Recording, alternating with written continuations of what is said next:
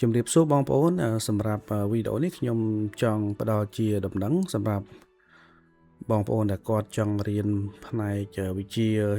ចិនសាយចិនហ្នឹងអញ្ចឹងនេះគឺជាដំណឹងនៃការវគ្គសិក្សាអំពីប៉ាជឿលំនាំធាតុបាទអញ្ចឹង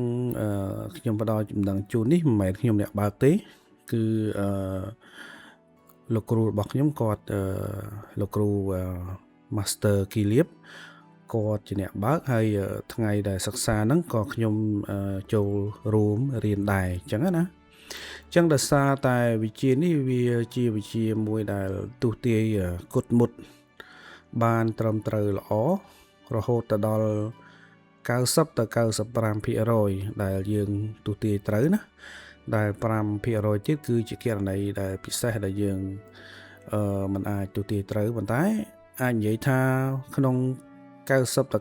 95%ដែលយើងទស្សន៍ទាយត្រូវហ្នឹងគឺវាជាភាគរយមួយដែលធំហើយដោយឡែកដែលវិជាប៉ាជឿខ្លាំងខ្សោយដែលបងប្អូនធ្លាប់រៀនពីមុនមកដែលអង្គេតថាតួខ្លួនខ្លាំងឬក៏តួខ្លួនខ្សោយហ្នឹងខ្ញុំក៏ធ្លាប់រៀនដែរហើយទស្សន៍ទាយអត់សូវត្រូវទេបានខ្ទង់ជា50%អញ្ចឹងណាអញ្ចឹងវាអត់ច្បាស់លាស់អញ្ចឹងបានខ្ញុំខំដើររកវិជាផ្សេងដែលថាតើមានជាមួយណាដែលអាចមើលវិកុតមុតជាងវិជាដែលខ្ញុំធ្លាប់រៀនពីមុនមក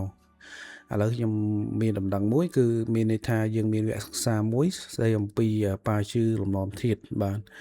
គឺវិជានេះគឺអាចនិយាយថាមើលគុតមុតល្អបាទអញ្ចឹងក្នុងក្បួនប៉ាជឿលំនាំធាតុនេះក៏គាត់បែងចែកជា7វគ្គអញ្ចឹងឥឡូវខ្ញុំលើកអំពីកម្រិត1សិនណាអញ្ចឹងបើសិនបើយើងចូលសិក្សានៅក្នុងកម្រិត1ហ្នឹងយើងអាចចេះអីខ្លះបាទបើនិយាយអំពីប៉ាជឿខ្លាំងខ្សោយគឺមានន័យថារាសីភិនមនុស្សទាំងអស់ដែលទាយតាមវិជាប៉ាជឿខ្លាំងខ្សោយហ្នឹង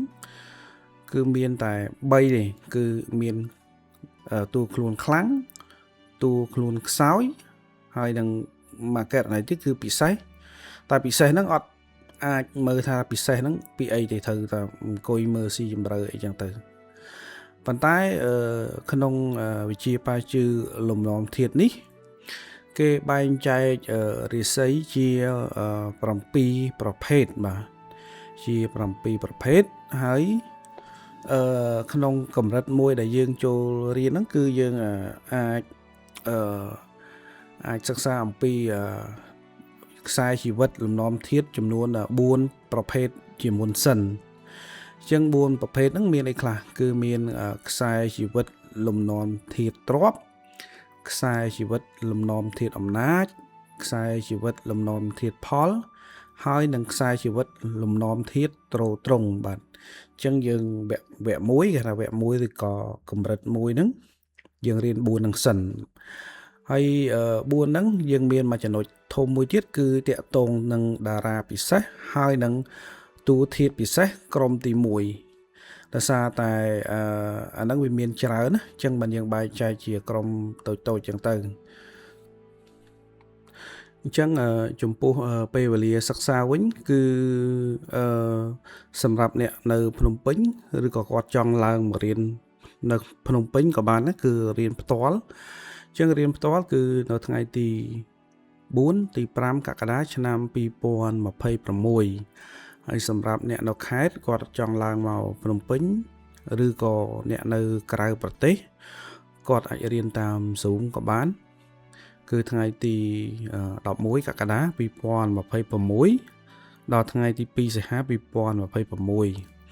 បង្រៀនដោយលោកគ្រូ Master គីលៀបបាទគាត់អ្នកបង្រៀនផ្ទាល់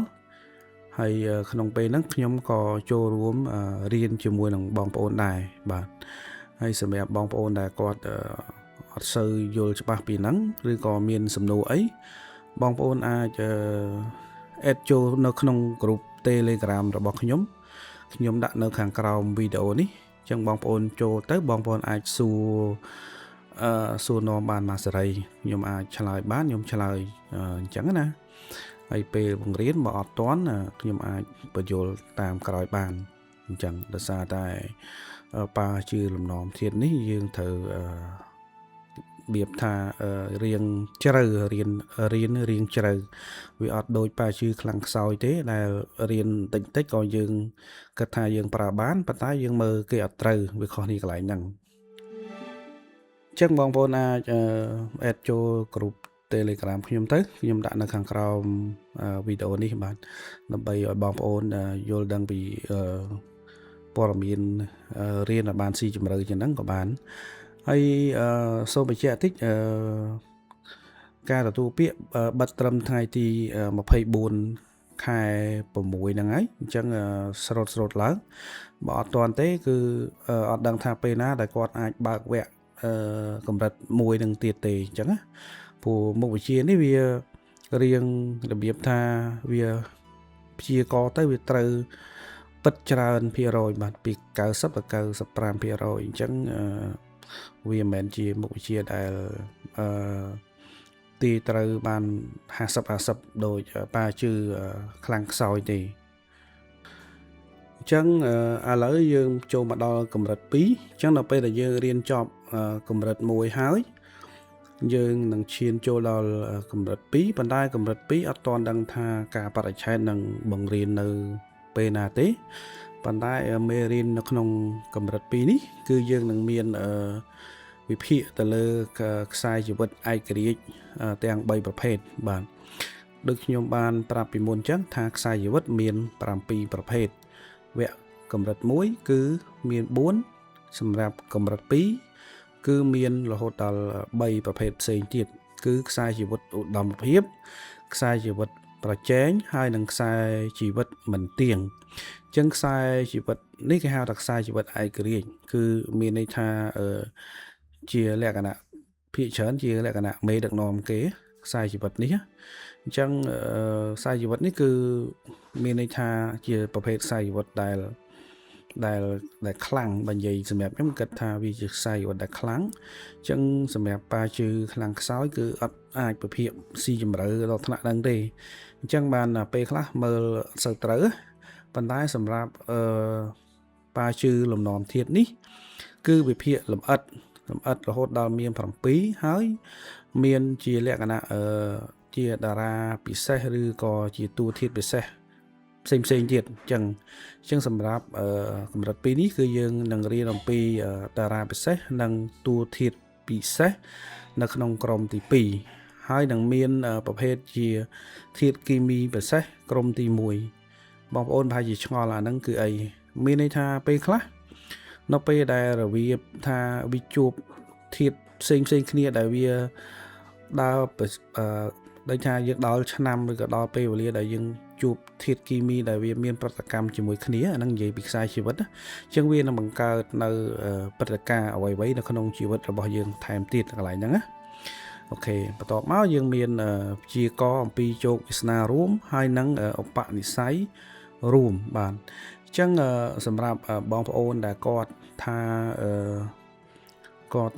សម្រាប់រៀនប៉ាជឿនេះគឺសម្រាប់តែមើលសម្រាប់ក្រុមគ្រួសារបងប្អូនមិត្តភ័ក្តិរឿងនឹងមើលអំពីជីវិតផ្ទាល់ខ្លួនជីវិតប្តីប្រពន្ធអីហ្នឹងគឺបងប្អូនរៀនត្រឹមតែ2វគ្គនេះគឺមានន័យថាបងប្អូនគ្រប់គ្រាន់ហើយអានេះគេហៅថាកម្រិត diploma មានថាកម្រិតដែលយើងអាចយកទៅប្រើប្រាស់បានហើយមិនចាំរៀនរហូតដល់7កម្រិតទេអ្នកដែលរៀនដល់7កម្រិតត្រាតែអ្នកហ្នឹងគាត់ចង់ធ្វើជាគ្រូចិនសាហ្នឹងយើងអាចតរហូតដល់កម្រិតទី7នេះគឺសម្រាប់វគ្គសិក្សាប៉ាជឿលំនាំធាតុកម្រិតទី3កម្រិតទី3នេះរៀងវាជា bonus មានថាជារង្វាន់សម្រាប់អ្នកដែលបានរៀនកម្រិតទី1កម្រិតទី2ហើយអញ្ចឹងកម្រិតទី3នេះគឺអត់កាត់ថ្លៃទេគឺ free បាទគឺមានន័យថាបើបងប្អូនបានរៀនកម្រិត1កម្រិត2ហើយយើងកម្រិត3គឺលោកគ្រូគាត់នឹងបង្រៀនយើងមិនគិតថ្លៃទេអត់គិតលុយទេបាទអញ្ចឹងកម្រិតទី3នេះក៏ជាកម្រិតខ្លាំងដែរ គឺមានន័យថាយើងសិក្សាអំពីខូបធាតុទាំង60អញ្ចឹងខូបធាតុទាំង60បាទជាបងប្អូនដែលរៀនប៉ាជឺបាទជាធ្លាប់ពីមុនមកហើយធ្លាប់ដឹងហើយដែលមានចម្លាស់ធាតុរហូតដល់60រវាងធាតុខាងលើហើយនិងធាតុខាងក្រោមនឹងវាចម្លាស់គ្នាទៅវាបាន60ធាតុបាទកន្លែងហ្នឹងណាហើយនឹងមួយទៀតរៀនអំពីរង្វាស់កម្លាំងធាតុមានន័យថាមិនយើងចង់ដឹងថាធាតុហ្នឹងវាមានទម្ងន់ប៉ុន្មានដែលវាមានចេះឥទ្ធិពលកាន់យើងប៉ុន្មានហ្នឹងគឺអាចវាស់បានហើយនឹងបន្ទាប់មកចំណុចទី3គឺជាធាតុគីមីពិសេសក្រុមទី2ដែលតពីវគ្គទី2មកគឺធាតុគីមីពិសេសក្រុមទី1ហើយនឹងការព្យាករណ៍អំពីទ្រព្យធនការងារនិងជំនួយនឹងការវិនិយោគទុនរបស់យើងផងដែរអញ្ចឹងសរុបមកវិញគឺមានន័យថាទាំងអស់មាន7វគ្គអញ្ចឹងខ្ញុំសូមលើកយកតែ3វគ្គមកនិយាយសិនអញ្ចឹងក្នុង3វគ្គនេះគឺវគ្គទី1វគ្គទី2គឺបងប្អូនរៀនទៅហើយចូលដល់វគ្គទី3គឺបងប្អូននឹង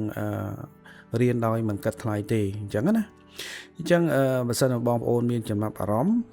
បងប្អូនអាច add ចូលក្នុង group Telegram ខ្ញុំហើយអាចសាកសួរបន្ថែមហើយបងប្អូនដែលបានឃើញវីដេអូនេះជួយ share ទាំងអស់គ្នាផងបាទសូមអរគុណ